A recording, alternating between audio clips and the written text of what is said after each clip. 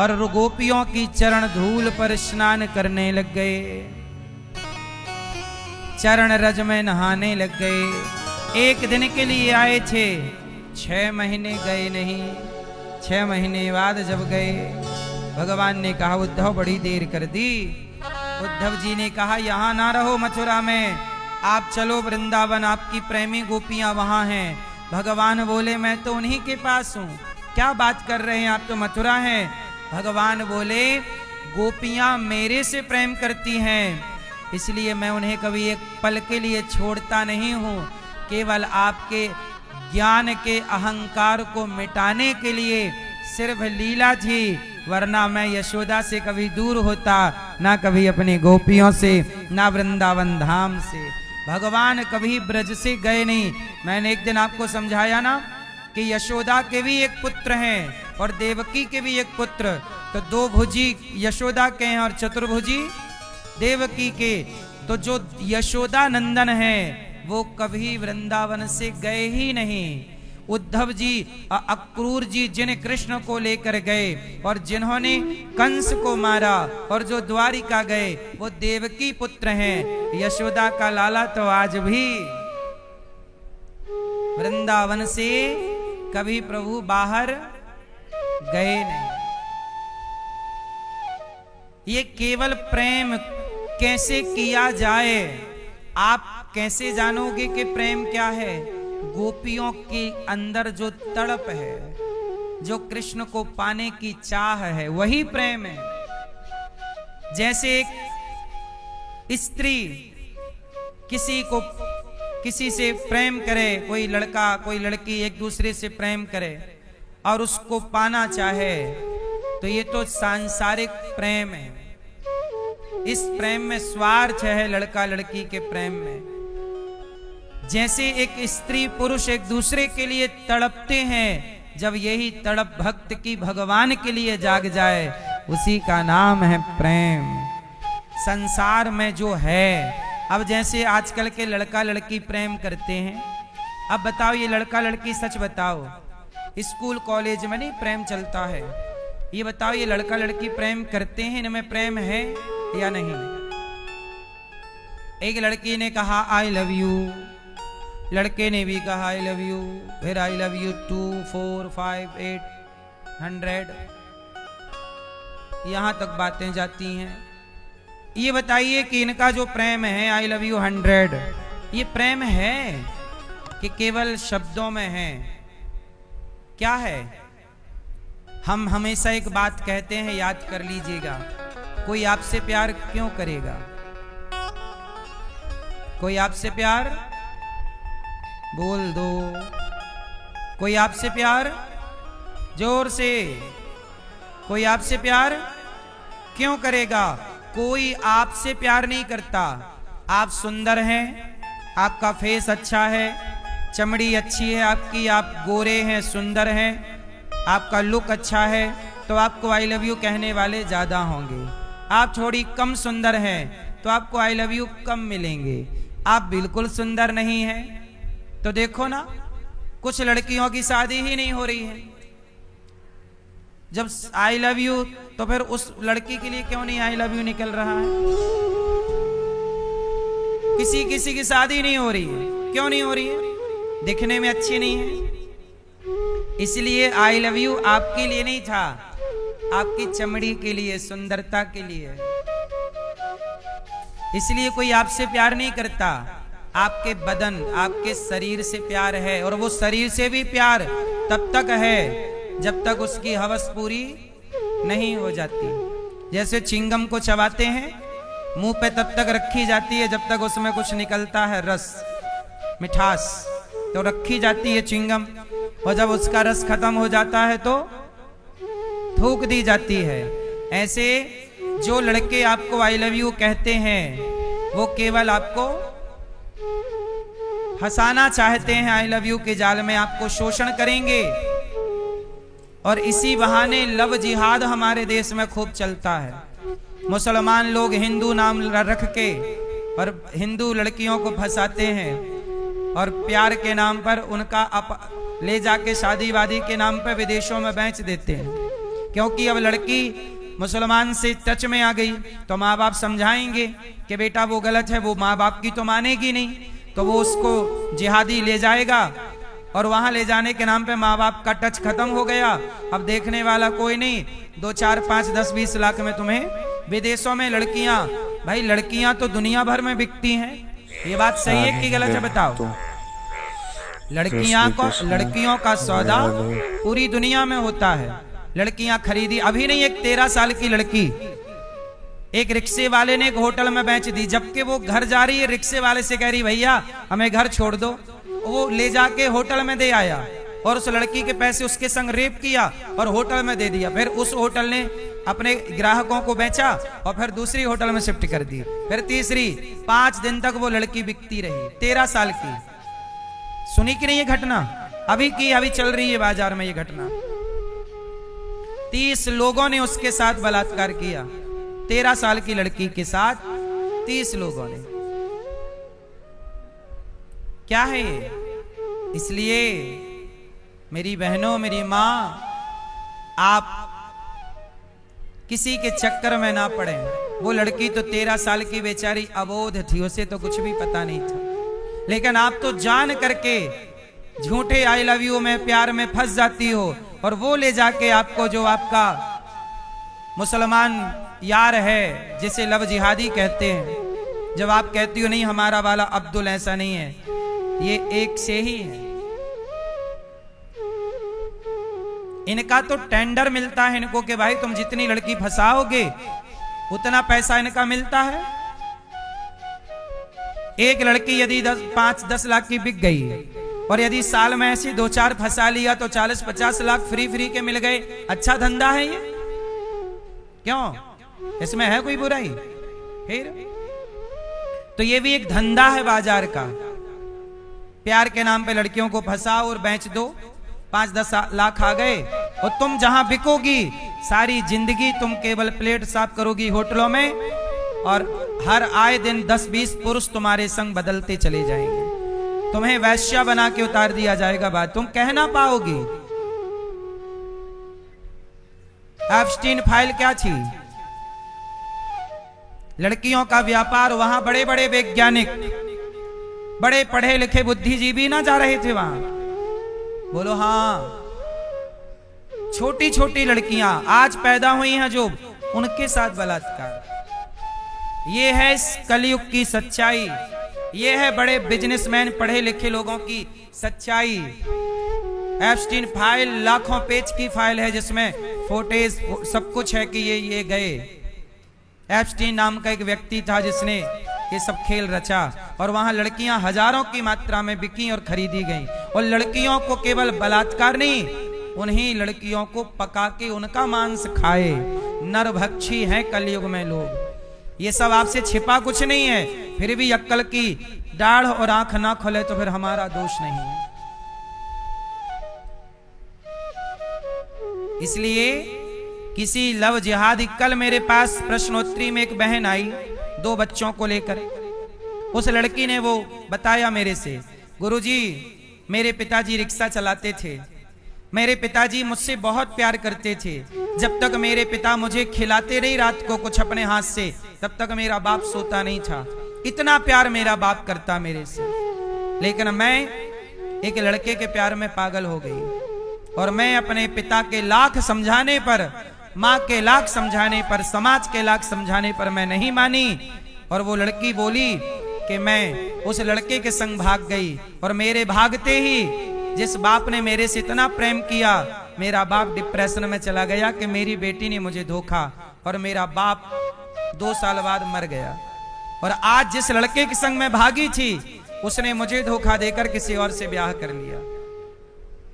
अब मैं ना बाप की रही, ना पिता की रही, ना पति की रही, ना घर की रही, ना घाट की रही। ये अभी की बात है।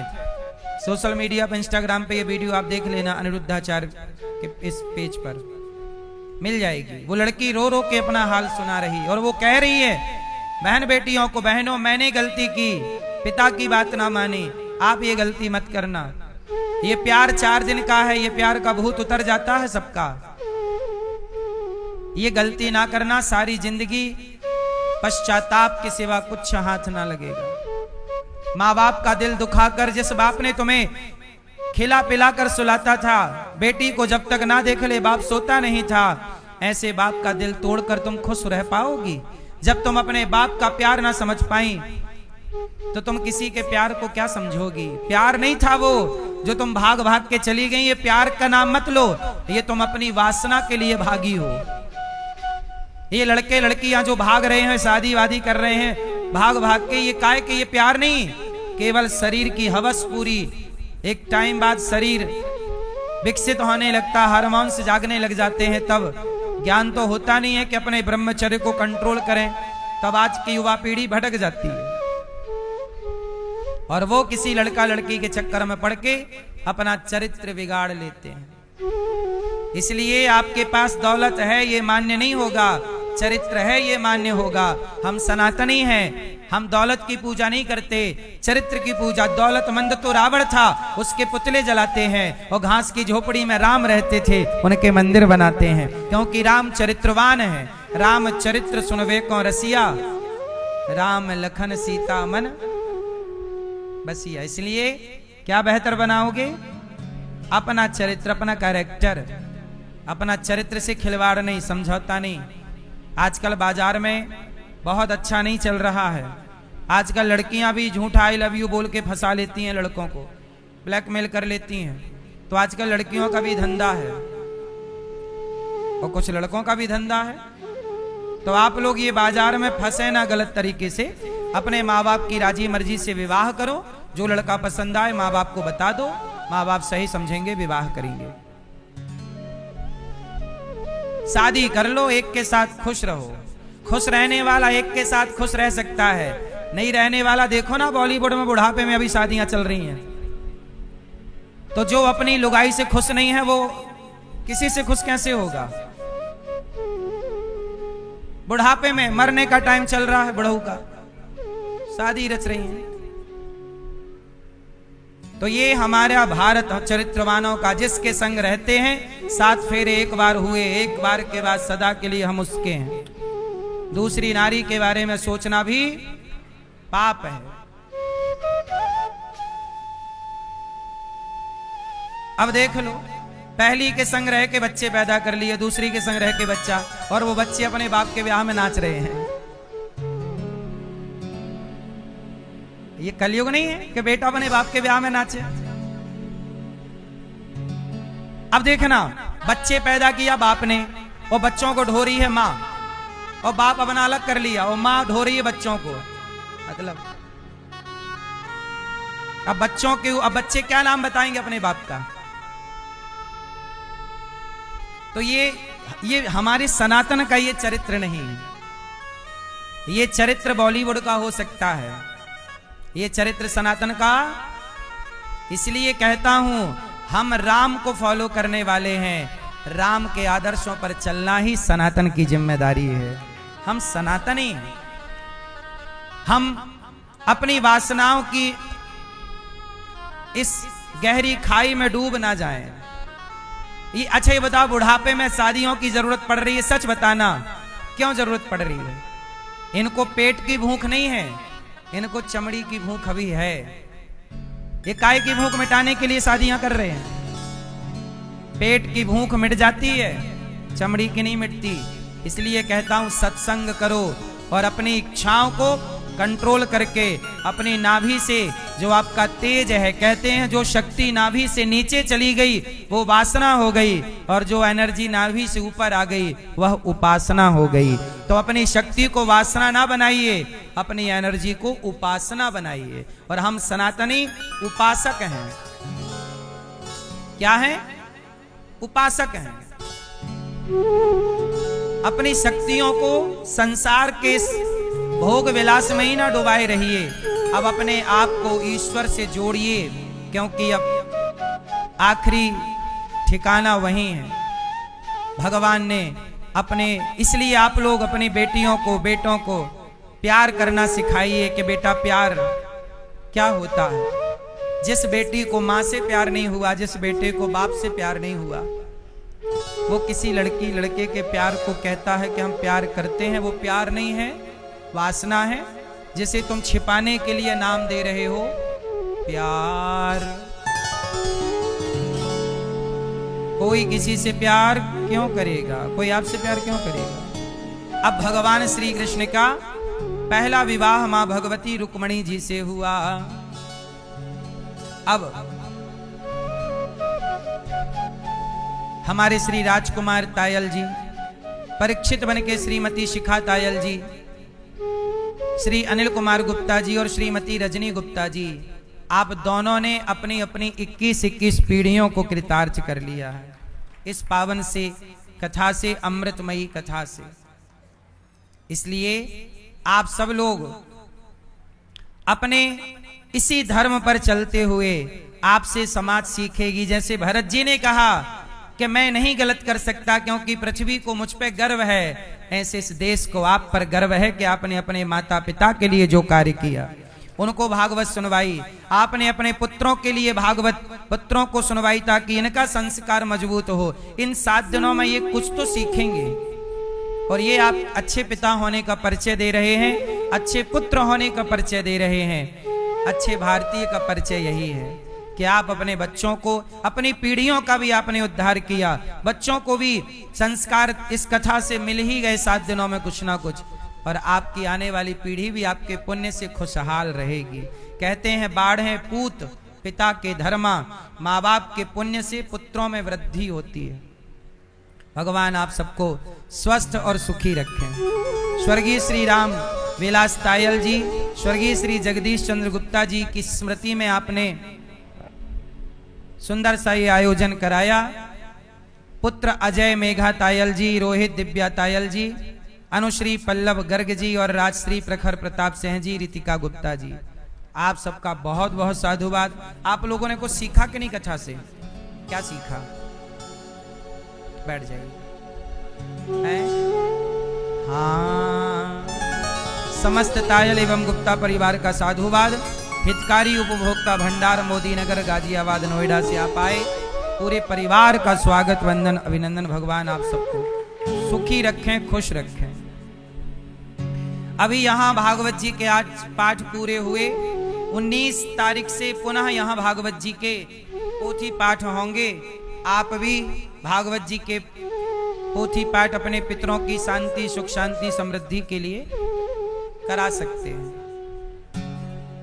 जीवन में भागवत जरूर सुनना चाहिए, सबको सुनना चाहिए। तो भगवान के विवाह कितने हुए? पहला विवाह रुक्मणी जी से, दूसरा विवाह भगवान का जामवंत की बेटी जाम्बवती से, तीसरा विवाह भगवान का सत्यभामा से, चौथा विवाह यमुना जी से, पांचवा विवाह मित्रविंदा से, छठवां विवाह सत्या, सातवां भद्रा, आठवां लक्ष्मणा।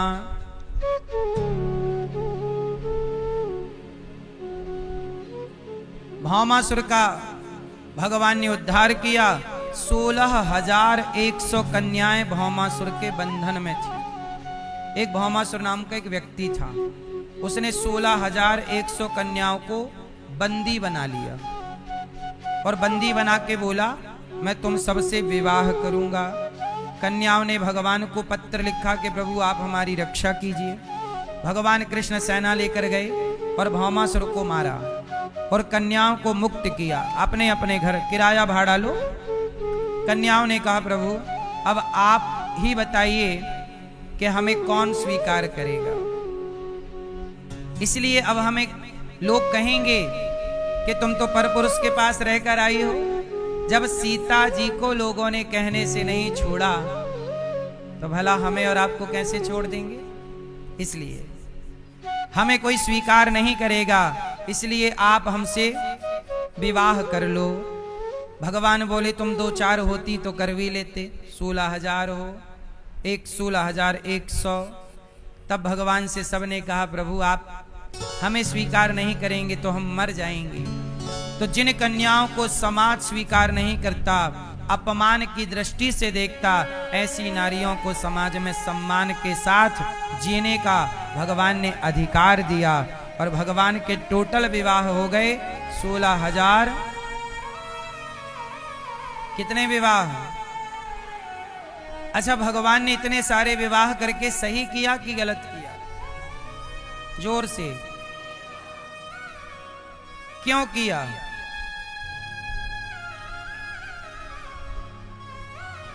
एक्चुअली ये भी पिछला हिसाब था जो चुकाया प्रभु ने। क्या था इसकी एक कथा सुन लो, जरा सी है। आप कभी बद्रीनाथ गए हैं? तो बद्रीनाथ जी में बताओ कौन है, किनकी उपासना होती है बद्रीनाथ में? जोर से और जोर से। किसकी? वहां पर कौन भगवान है? कौन? वहां नर नारायण भगवान है। कौन है? कौन है? वहां नर नारायण भगवान है। अच्छा, नर नारायण भगवान वहां तपस्या कर रहे हैं। एक दिन क्या हुआ कि भगवान नर नारायण भगवान की तपस्या को भंग करने के लिए देवताओं के राजा इंद्र ने अपने स्वर्ग की सारी अप्सराओं को भेज दिया। स्वर्ग की अप्सराएं उस समय थी 16,100। सारी अप्सराएं चली गईं और नर नारायण भगवान के पास गईं, तो भगवान नारायण के पास जाके वो नाचने गाने लग गए। अप्सराओं का यही काम। पहले साधु संतों की तपस्या भंग करना हो तो इंद्र क्या करते? अप्सराओं को भेज देते। पहले साधु संतों की तपस्या अप्सराएं भंग करती थीं। आजकल भी कुछ लड़कों की पढ़ाई कुछ अप्सराएं भंग कर रही हैं। अप्सराएं कहीं गई नहीं है, राधे राधे। तब भी थी, आज भी है। बस आपको बच बच के चलना है अप्सराओं से। दोस्तों वीडियो को तो आपको किससे बच के चलना है? अप्सराओं के चक्कर में ना पड़िएगा भैया। किसके चक्कर में नहीं पड़ना? क्यों भैया, आप पढ़े तो नहीं किसी के चक्कर में हैं? नहीं, ये बगल वाले। सही बताओ, खाओ मां कसम के नहीं पढ़े, फिर सही है। आजकल के लड़के चक्कर में पढ़ के अपना पढ़ाई वढ़ाई भी बिगाड़ लेते हैं, पूरा भविष्य जीरो कर लेते हैं। चक्कर में ना पड़ो। ये सब चाल रहती है देवताओं की। आजकल तो लोग यही षड्यंत्र करते रहते हैं, फंसाना है किसी को बस। देवताओं के राजा ने 16,100 अप्सराएं भेज दी, जाओ। अब वो आई नाचने लग गई ताता थैया करके। भगवान नारायण तपस्या कर रहे थे, पायल की आवाज सुनी, लग कोई गड़बड़ है। आंख खोल कर देखी तो 16,100 कन्याएं, सुंदर सुंदर सुंदर। भगवान ने देखा और आंखें बंद कर ली। भगवान समझ गए कि ये इंद्र जो है, कोई जरा तपस्या करने लग जाए, इंद्र घबरा जाते हैं कि गई अपनी आसन, ये तपस्या करके कहीं इंद्र ना बन जाए। इसलिए आप लोगों को ज्यादा पुण्यात्मा इंद्र नहीं बनने देते। ज्यादा भक्ति पूजा करने लग जाओगे तो मन भटकाने लग जाएंगे देवता। इसलिए तुलसीदास जी ने कहा कि और देवता चित्त न धरई, हनुमत जेय सर्व सुख। देवता भटकाने वाले होते हैं, इन्हें अपनी कुर्सी का डर सताने लग जाता है। तो सारी अप्सराएं गईं, भगवान ने आंखें खोल ली।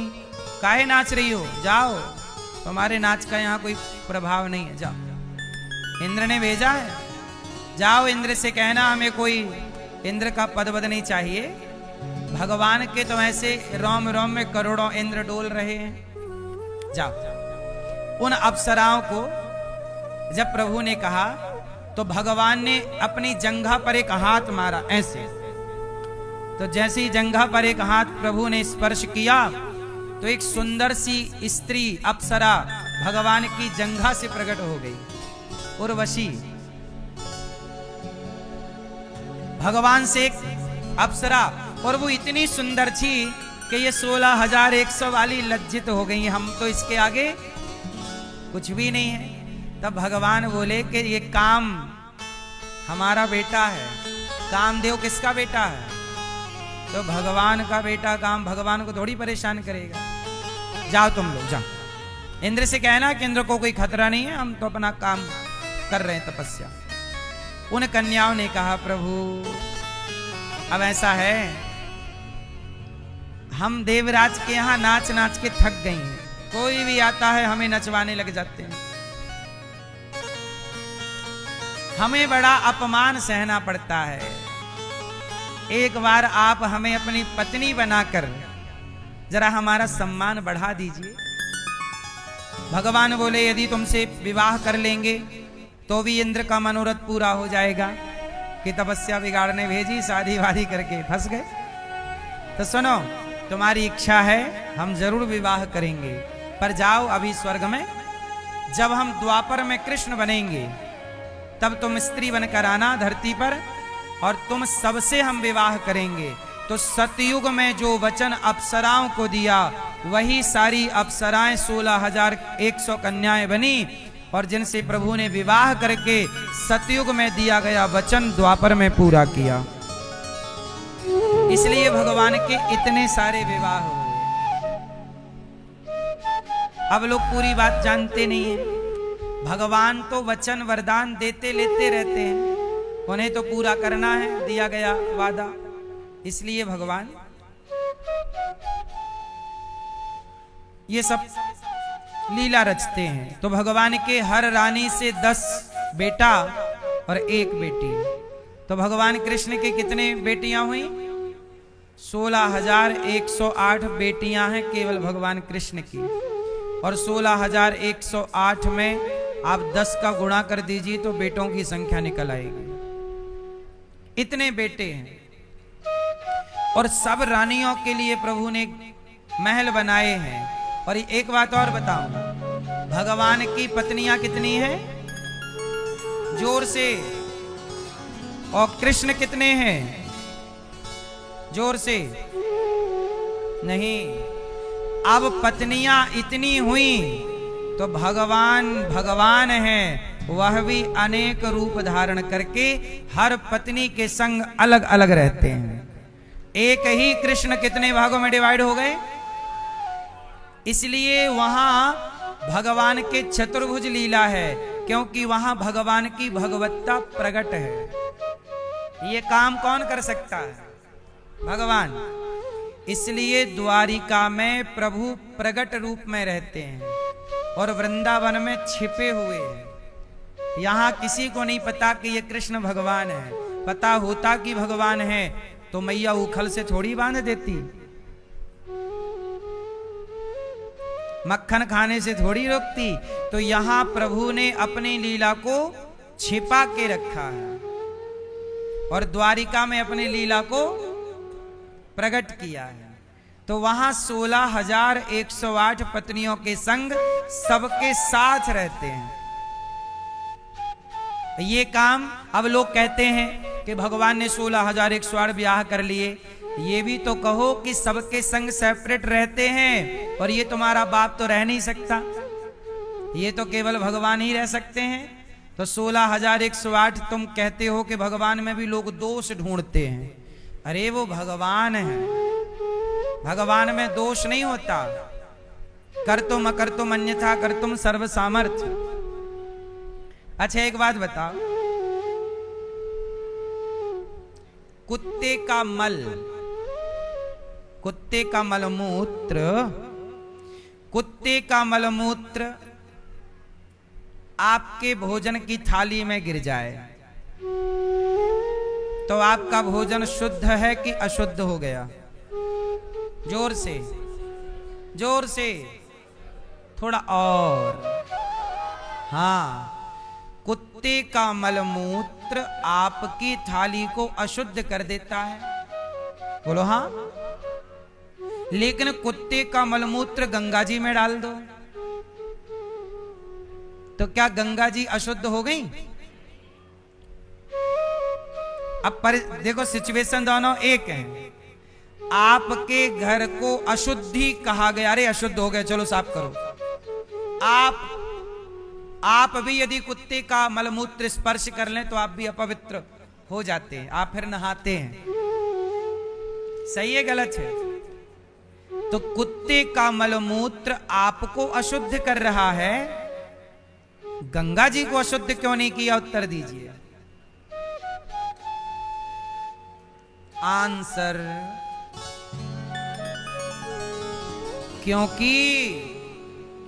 क्योंकि गंगा समर्थ है, गंगा बड़ी है, गंगा में किसी प्रकार का दोष नहीं है। जो सिद्धांत हम पर लागू होगा वह सिद्धांत गंगा जी पर लागू, जो सिद्धांत हम पर लागू होगा वो सिद्धांत भगवान पर लागू। हां, हम लोग विवाह करते हैं तो विवाह करने का उद्देश्य क्या है? आपने विवाह किया, क्यों किया?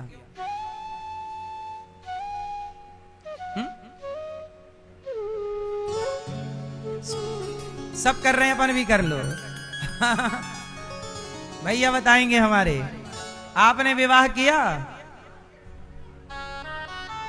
आपने तो हमारी तरफ देख रहे ही छोड़ दिया। चलो आपसे चश्मा वाले भैया, आपने विवाह किया? क्यों किया? क्यों किया आपने विवाह? नहीं किया, मना कर रहे हो? क्यों किया? कारण बताओ। कर लिए, पता ही नहीं क्यों किया। बगल वाले भैया का हो गया? पूछो। नहीं होगा? करोगे?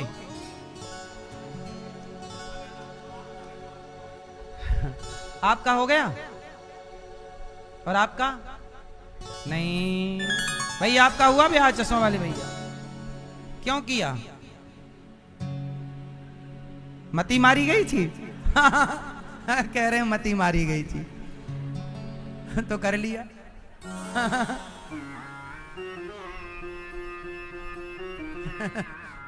आपने किया ब्याह भैया? आप नहीं किए? करोगे? क्यों करोगे? ब्याह क्यों किया जाता है ये बताएंगे हमारे भैया। आपने ब्याह किया? क्यों किया है? सृष्टि करना तो ब्रह्मा जी का काम है, आप कब से करने लग गए? अच्छा, सृष्टि का नियम है?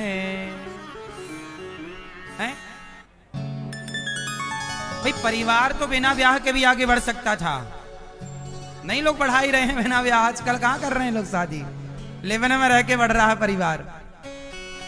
हाँ? मूल देखो, ये विवाह केवल सनातन में है,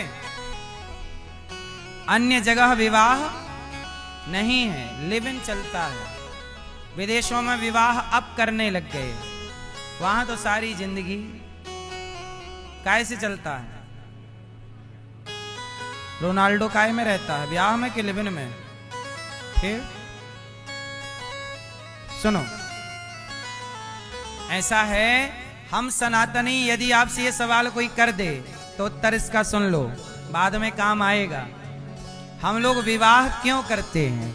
हम लोग विवाह इसलिए करते हैं, सनातन में विवाह इसलिए होता है क्योंकि हमें बिना विवाह के यज्ञ करने का अधिकार नहीं है। आपको बिना विवाह के क्या करने का अधिकार नहीं है? तो हम सनातनी ईश्वर की प्राप्ति में यज्ञ सहयोगी है। जैसे अतिथि देवो भव, तो बताओ अतिथि किसके द्वार पर आते हैं? गृहस्थ के द्वार पर, और अतिथि को भोजन कराना भी यज्ञ है। अच्छा बताओ, साधु द्वार पर भिक्षाम देही, ए मैया भिक्षा दो, किसके द्वार पर साधु संत भिक्षा मांगते हैं? गृहस्थ के या विरक्त के? हाँ, तो आप विवाह क्यों करते हैं? ताकि आप दान देने के योग्य बने। जो गृहस्थ नहीं है, जो विरक्त है, इसलिए साधु संत दान लेते हैं, देते नहीं। हाँ या ना? इसलिए ना वो आपके द्वार पर भिक्षा मांगते हैं, भिक्षाम देहि। उन्हें लेने का अधिकार है। अब उनके पास इतना है ही नहीं कि वो दे सकें, क्योंकि वो संत भगवत चिंतन में लगे रहते हैं, वो जोड़ना तो है नहीं।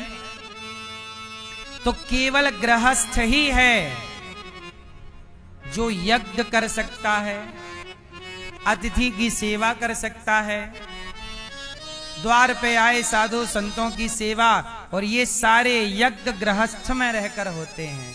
तो आपके गृहस्थ में रहने से आपके लोक परलोक का रास्ता क्लियर होता है। इसलिए गृहस्थ में हम यज्ञ का अधिकार पाएं, इसलिए विवाह किया जाता है हम सनातनी को। इसलिए क्या किया जाता है? विवाह किया जाता है। जैसे राम जी जब यज्ञ किए, उस समय माता जानकी वनवास में थीं, तो गुरु वशिष्ठ जी ने कहा कि आप यज्ञ नहीं कर सकते, सीता को लाओ। पर सीता ला नहीं सकते, तब सोने की सीता बनाई गई। किसकी बनाई गई? और सोने की सीता बनाकर बगल में राम की रखी गई। तब राम जी ने याद रखना, जब आपकी पत्नी की मृत्यु हो जाएगी तो पुरुष भी यज्ञ का अधिकारी नहीं रह जाएगा। इसलिए कहता हूं कि गृहस्थ में हो तो जितने अच्छे कार्य हैं गृहस्थ में रह के साथ में भागवत सुन लो, गृहस्थ में रह के अच्छे कार्य कर लो, फिर दोनों में से फिर दो में से एक बचेगा। इसलिए हमारे यहां कोई भी अनुष्ठान होता है तो गठजोड़ होता है ना। तो हमारे यहां पति पत्नी साथ में, जैसे हमारे देखो यजमान परिवार साथ में बैठे हैं, पति पत्नी, ये यज्ञ है, ये भागवत सुन रहे हैं, ये यज्ञ है। अच्छा, केवल भागवत जी के लिए जैसे आप स्वाहा स्वाहा यज्ञ अनुष्ठान, उसमें पूर्ण जरूरी है, पर भागवत जी में ये छूट दी गई है कि आप सिंगल भी भागवत सुन सकते। जैसे परीक्षित जी ने अकेले भागवत सुनी, उस समय उनकी पत्नी वहां पर, और कोई स्त्री भी अकेले, केवल भागवत जी ऐसी हैं कि आप दो में से एक हैं तो भी आप भागवत सुने और फल पूरा होगा। बाकी कोई भी अनुष्ठान आप यदि भागवत भी आप दोनों सुने तो ज्यादा बेस्ट है, पर नहीं है तो एक में भी केवल भागवत में है, बाकी सारे अनुष्ठान दो के हैं। तो हम विवाह इसलिए करते हैं ताकि हम गृहस्थ में रह के, अब जैसे आप कोई मंदिर बनवाओ, वो मंदिर बनवाओ और प्रतिष्ठा करो, तो प्रतिष्ठा आप अकेले नहीं कर सकते, ना स्त्री कर सकती है ना पुरुष। आजकल तो देखो फिर मनमाना है तो कुछ भी कर लो, पर जो इजाजत है धर्म की शास्त्र की वो ये है। तो हम लोग इसलिए विवाह करते हैं।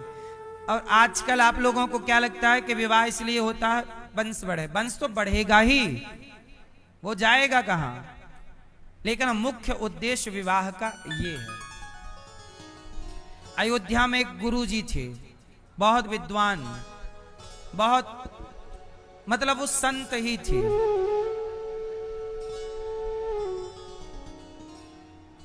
उच्च कोटि के वेद विद्वान थे वो। उन्होंने जब बहुत लंबा टाइम हो गया, लगभग वो 55 साल के हो गए, 50-55 बल्कि 60, तब उन्हें एक यज्ञ करने का मन हुआ। सारी जिंदगी उन्होंने जब तब किया, पर एक यज्ञ उन्हें लगा कि ये और मेरा बाकी है, लेकिन उसकी शर्त ये थी कि ये यज्ञ गृहस्थ कर सकता है, और वो गृहस्थ थे नहीं। अब जब गृहस्थ थे नहीं तो उन्होंने कहा अपने शिष्यों से कि भाई मुझे ये अनुष्ठान करना है, और मैं ये अनुष्ठान तब कर सकता हूं जब गृहस्थ हूं। तो फिर कहा कि आप विवाह कर लीजिए। बोले अब तो मैं 60 साल का हूं, लगभग बुढ़ा हूं, कौन लड़की अपना जीवन मेरे साथ बिगाड़ेगी। मुझे केवल विवाह इसलिए करना है कि मैं ये यज्ञ का अधिकार पा सकूं। अब मेरी अंतिम इच्छा यही है, और ये अनुष्ठान बिना विवाह के। तब फिर वो ब्राह्मण थे, तो लड़की भी ब्राह्मण चाहिए थी, तो उन्होंने फिर ब्राह्मण लड़की की खोज की। तो सब लड़कियों को वो ये बताए कि आपका विवाह केवल एक यज्ञ की पूर्ति के लिए होगा, आपको उनसे कोई शारीरिक सुख नहीं मिलेगा, क्योंकि वो भोगी विलास के भाव से तो विवाह करना नहीं चाहते, और 60 वर्ष के हैं तो शारीरिक सुख की कामना ना हो, केवल उनके उस यज्ञ में आप सहभागी बने, इसके लिए यदि आपको विवाह करना है। तो बहुत सारे पिताओं ने मना कर दिया कि भाई अपनी लड़की ऐसे नहीं दे सकते। कुछ लड़कियों ने मना कर दिया कि भाई हम बुढ़े के साथ, अब सब तो नहीं समझ सकते कि वो श्रेणी क्या है। पर एक लड़की तैयार हुई जिसके माँ बाप भी तैयार थे, और वो तैयार हुई। अच्छा, उनके शिष्य पूज्य राघवाचार्य जी का आपने नाम सुना होगा, पूज्य विद्या भास्कर जी, ये लोग उन गुरुजी के शिष्य, मतलब इनके भी गुरुजी।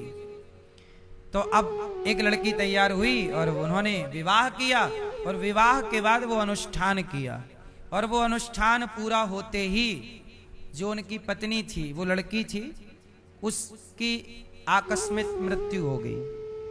मतलब वो लड़की भी केवल इसलिए पैदा हुई कि इस अनुष्ठान में सहयोगी बनकर और अपने पति का साथ देकर वो अनुष्ठान पूरा करे और जाए। उनकी मृत्यु होने के पश्चात उनका वह कार्य सिद्ध हुआ, और उन्होंने भी बाद में फिर अपने प्राण विसर्जित किए। तो कहने का मैं ये सारी बातें केवल इसलिए बता रहा हूं कि सनातन का उद्देश्य केवल विवाह भोग विलास के लिए नहीं, बल्कि ईश्वर की प्राप्ति में भी विवाह सहयोगी है। आजकल अब इतनी गहरी बातें ये सब मानने वाले लोग कम हैं, इनका मजाक उड़ाने वाले लोग ज्यादा हैं, इसलिए अब चीजें लुप्त हो रही हैं। कलयुग के प्रभाव से अच्छी चीजें लुप्त होती चली जाएंगी, क्योंकि अच्छी चीजों को सुनने का कोई अधिकार ही नहीं। अब जैसे हमने एक बार बोला था कि लिव-इन में रहना गलत है, बोलो हाँ, तो बताओ मैंने सही बोला गलत बोला? लेकिन मैंने बोला लिव-इन में रहना गलत है, तो पूरी मीडिया ने तांडव किया था कि नहीं? अनिरुद्धाचार्य ने कैसे कहा लिव-इन में, महीनों भर डिबेटें चली टीवीओं पे, न्यूज़ों में आपने सुना, न्यूज वालों ने हमें खूब गालियां दी। कलयुग है, हमने क्या कहा था? लिव-इन में रहना गलत, वही आज कह रहे हैं, लेकिन इस बात का विरोध हुआ था। क्यों? कलयुग है, अच्छी बातें भी आप नहीं कर सकते, समाज के हित में भी आप बोल नहीं सकते, क्योंकि अच्छी बातें सुनने वाले लोग कम हो गए। अब अश्लील चीजें भगवान ना देखें कोई धर्म कर्म ना जात, भगवान ये नहीं देखते कि तुम हिंदू हो कि मुसलमान। अब रसखान मुसलमान थे, लेकिन भगवान मुसलमान को भी मिले कि नहीं? भगवान हमारे ऐसे हैं, चलो रसखान तो मुसलमान थे, गजेंद्र तो हाथी है, गजेंद्र तो हाथी नाम का एक, गजेंद्र नाम का एक हाथी था। उस हाथी ने जब सूंड उठा के पुकारा, ओम नमो भगवते तस्मै यद एतच्चिदात्मिकं पुरुषाया दिवीजाय परेशाया भी धीमहि। जब पुकारा दौड़ पड़े भगवान श्री हरि। तो भगवान ये नहीं देखते कि तुम हिंदू हो कि मुसलमान, भगवान ये देखते हैं कि तुम प्रेम कितना करते हो। यदि प्रेम है तो तुम्हारे लिए भगवान अपना बैकुंठ भी खाली कर देते हैं, जैसे ध्रुव जी के लिए कर दिया। तुम्हारे अंदर प्रेम है तो तुम्हारे लिए खंबे से भी प्रकट हो जाएंगे, जैसे प्रहलाद जी के लिए आ गए।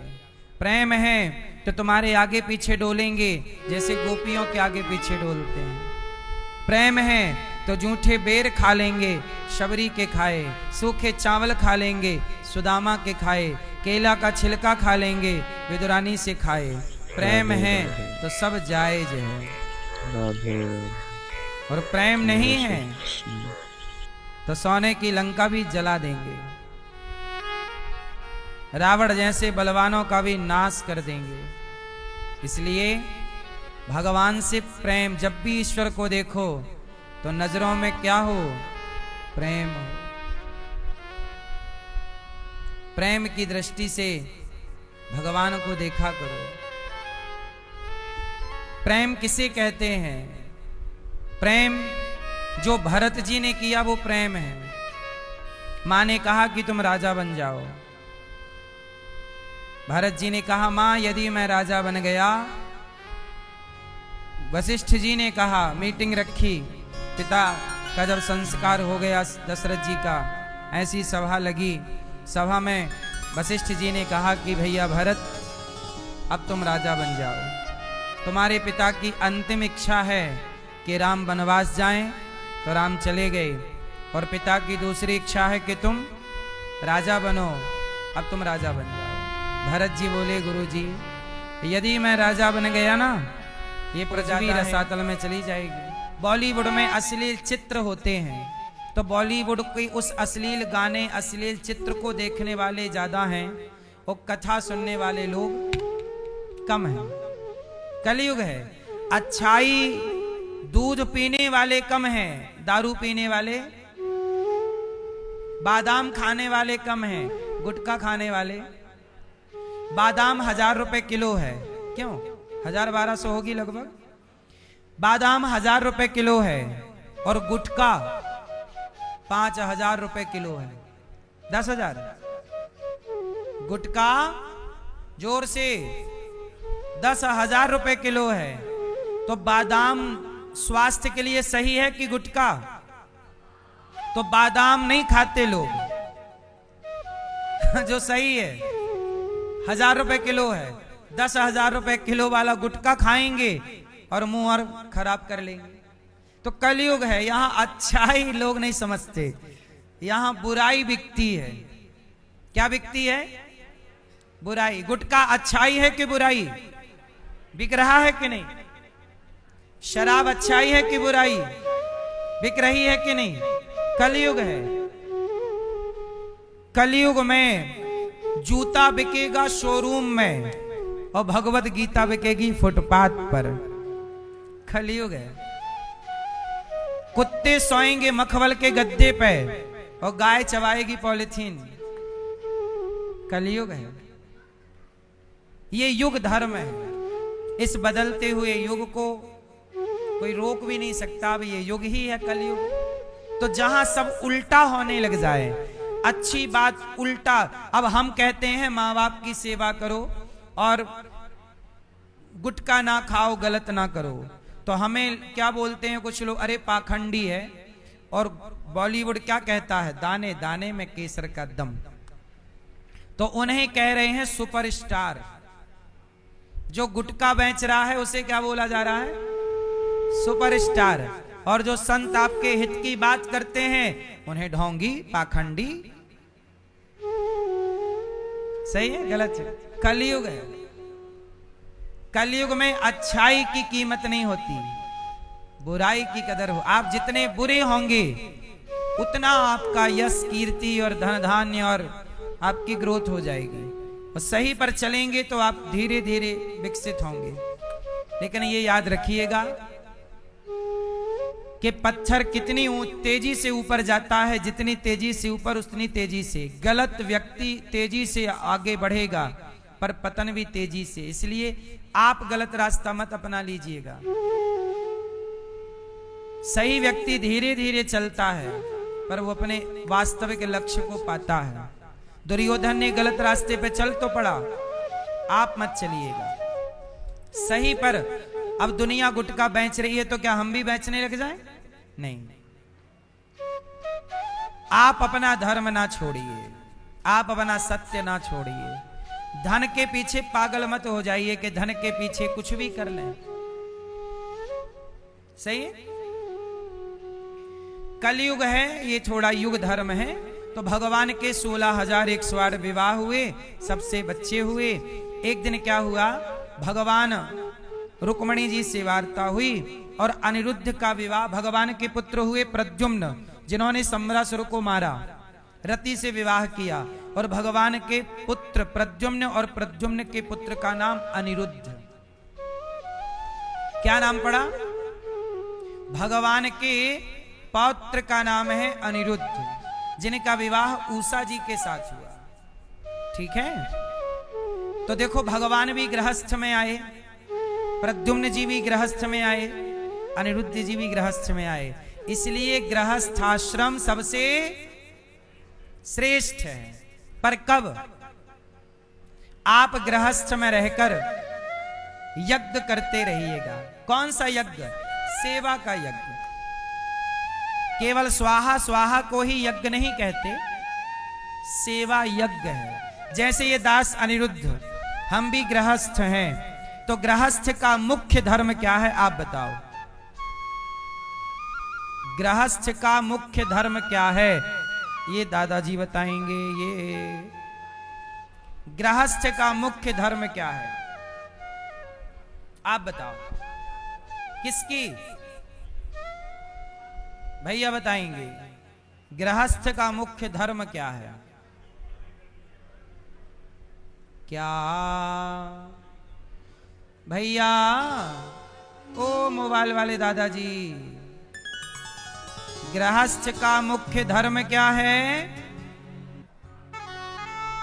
जोर से। क्या? हाँ, गृहस्थ के मुख्य 4 धर्म हैं। कितने? आपको 4 बातें समझनी होंगी। पहली बात, गृहस्थ का मुख्य धर्म है, फर्ज है, कर्तव्य है। 4 बातें रिपीट करो। मातृदेवो भव, बोलो। पितृदेवो भव, अतिथि देवो भव, आचार्य देवो भव। ये वेद के वचन हैं। पहला है मातृदेवो भव। आप गृहस्थ में आपकी माता खुश रहनी चाहिए। आपके व्यवहार से मां की सेवा करो।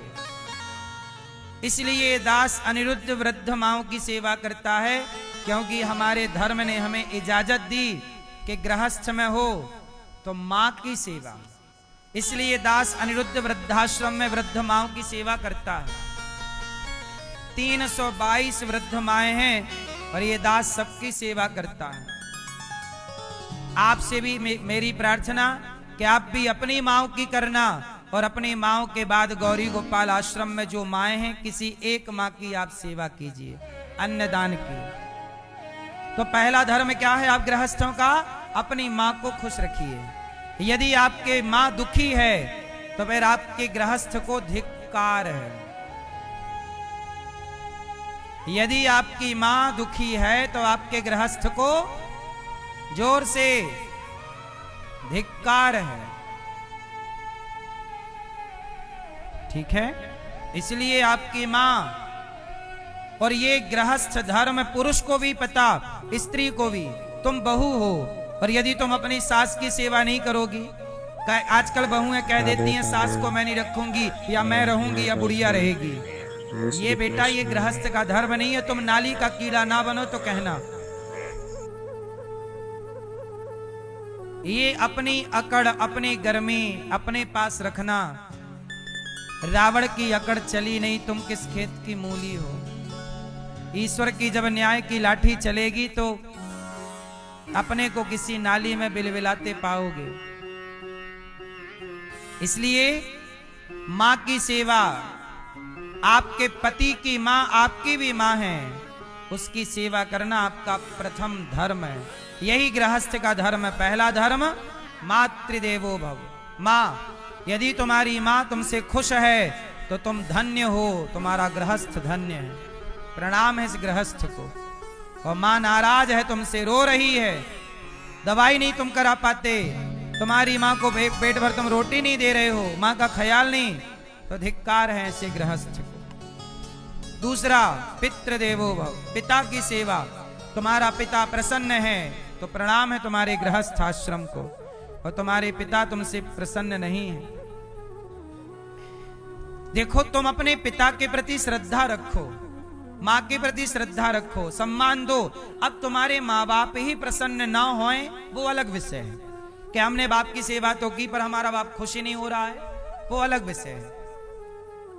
सब तरह के समाज में लोग होते हैं, तो आप अपनी तरफ से कसर ना छोड़िए। तो मात्र माँ की, पिता की, और तीसरा अतिथि देवो भव। इसलिए गौरी गोपाल आश्रम में वृद्ध माएँ भी और वृद्ध पिता भी यहाँ पर रहते हैं। तो वृद्ध पिताओं के लिए भी यहाँ पर ये है, जो भी आप वृद्ध पिता भी जो जरूरतमंद होते हैं उनकी सेवा ये दास करता है। तो तीसरा अतिथि देवो भव। गौरी गोपाल आश्रम में आप हमारे कौन हैं? अतिथि। तो आप अतिथि, आपके घर तो 2 लोग आते हैं अतिथि, 4 अतिथि आए, 5, हमारे पास हजारों अतिथि आते हैं। और गृहस्थ का धर्म है कि आपके द्वार पर जो अतिथि आए उसको भोजन देना आपका धर्म है। इसलिए गौरी गोपाल आश्रम में जितने लोग आते हैं 25 से 30 हजार पर डे, सबको भोजन गौरी गोपाल में निःशुल्क दिया जाता है। क्यों? क्योंकि ये दास गृहस्थ है, और गृहस्थ के द्वार पर जो आए सबको भोजन देना हमारा ये धर्म है। इसलिए यहाँ अखंड रसोई चलती है। 25 से, ये देखो रसोई दिन भर भोजन चलता है। आपसे कहता हूं कि आप भी सहयोग करें, तो कल का भोजन अतिथियों को आपकी ओर से, तो आप भी पुण्य के भागीदार हो जाएंगे। भाई यज्ञ चल रहा है, जो आहुति डालता चलेगा सेवा की, वो उसका अधिकार मिलता जाएगा। तो आप भी इस सेवा में अपने को जोड़ लीजिए। और गौरी गोपाल आश्रम की सेवा में जो हजारों भक्त भोजन कर, ये देखो नित्य की सेवा, माताएं, बहनें, बच्चे सब अखंड रसोई, जो वृंदावन आते हैं सब भोजन करने गौरी गोपाल आते हैं, सबको भोजन मिलता है गौरी गोपाल में। आपसे बस मेरी यही विनती, आप भी अपने आप को इस सेवा से जोड़िए। तो बताओ, यहाँ सबको भोजन मिलता है, ये बात सही बोल रहा हूं मैं कि गलत? सही है।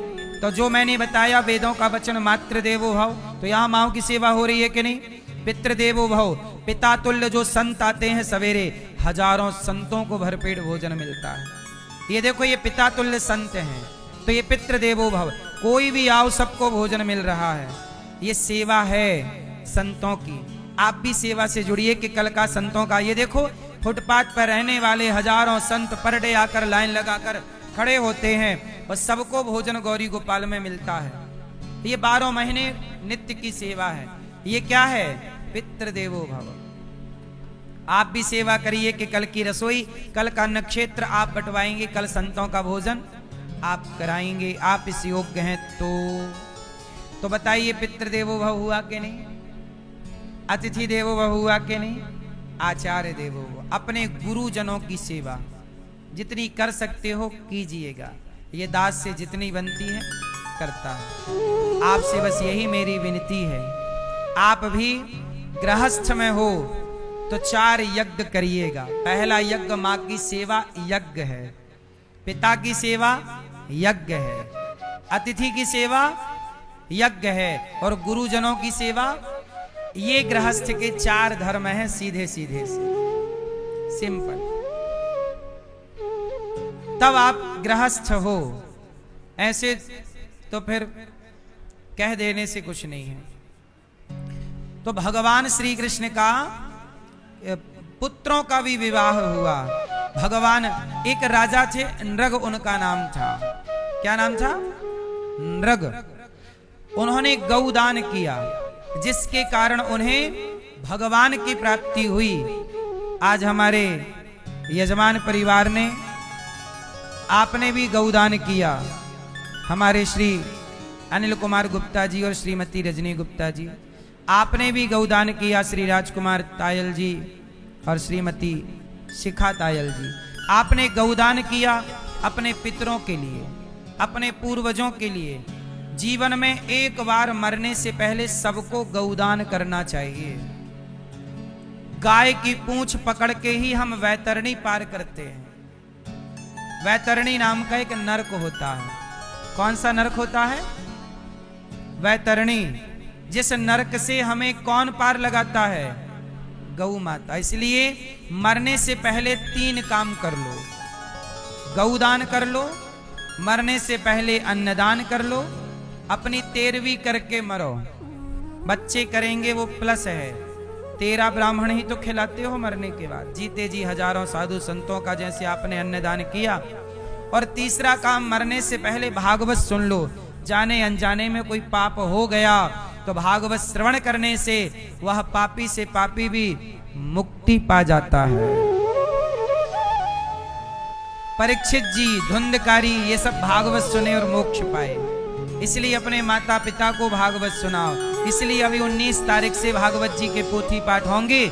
आप भी चाहें तो पोथी पाठ अपने माता पिता के निमित्त करा सकते हैं। आज यहाँ पोथी पाठ का विश्राम हुआ। अगला पुनः 19 से 25 जुलाई रहेगा पाठ। आप भी कराइएगा, करा सकते हैं तो अपने माता पिता के निमित्त। ये 3 काम, गौदान, अन्नदान और भागवत जी, 3 काम सबको जरूर करना चाहिए।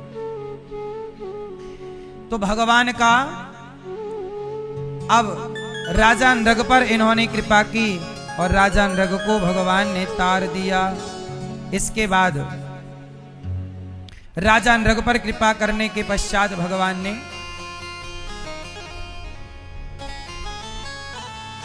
पौंड्रक और काशीराज का उद्धार किया। पौंड्रक नाम का एक राजा जो नकली भगवान, अपने को भगवान घोषित कर रहा था, मैं भगवान। अच्छा ये बताओ भगवान कितने होते हैं? जोर से, कितने मैया? 5?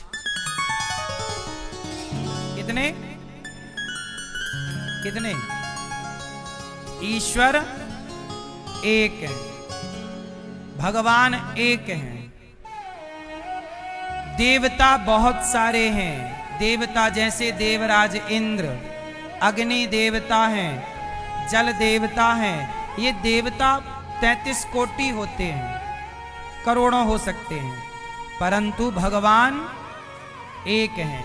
पर हमारे सनातन में एक भगवान के 5 रूपों की पूजा होती है, जिन्हें पंचदेव कहते हैं। एक कितने भागों में? जैसे हाथ एक है, पर हाथ में उंगलियां 5 एक की ही पूर्ति कर रही हैं। एक हाथ की पूरक हैं 5। ऐसे हमारे सनातन में ईश्वर एक है, पर एक 5 भागों में डिवाइड है। क्यों? व्यवस्था के लिए। आओ नाम सुने 5 का। आपको पता है पंचदेव कौन कौन? पहले भगवान विष्णु। जैसे ही विष्णु कहा तो भगवान विष्णु के 24 अवतार आ गए। दूसरा भगवान शिव।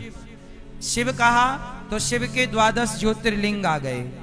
हनुमान जी भी आ गए शिव कहते ही। तीसरा दुर्गा जी। दुर्गा कहा तो 52 शक्ति पीठ आ गई सारी, दुर्गा कहते हैं। चौथे गणपति, गणपति बप्पा। और 5वें सूर्य। इसलिए सनातन में आप राम के भक्त हो या कृष्ण के, आप शिव के भक्त हो या दुर्गा के, लेकिन आपको सूर्य भगवान को जल चढ़ाना अनिवार्य है।